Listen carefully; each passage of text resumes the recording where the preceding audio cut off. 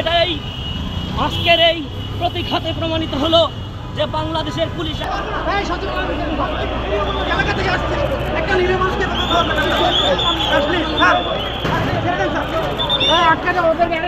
সরকারি শিক্ষক এমপিভুক্ত শিক্ষক যারা আছি আমাদের দাবি হচ্ছে আমাদের 20% বাড়ি ভাড়া দিতে হবে।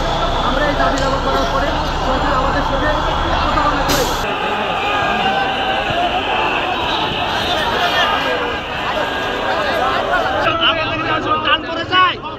আপনার রাস্তাটা শুরু করেন কিভাবে? রাস্তাটা খুঁজবাকে বানান কিভাবে? রাস্তার অর্থ বিভিন্ন ঘন্টা মোবাইল কিভাবে ট্রেনিং নামে প্রজেক্ট নামে বিভিন্ন নামে আপনারা উৎপাদ করেন।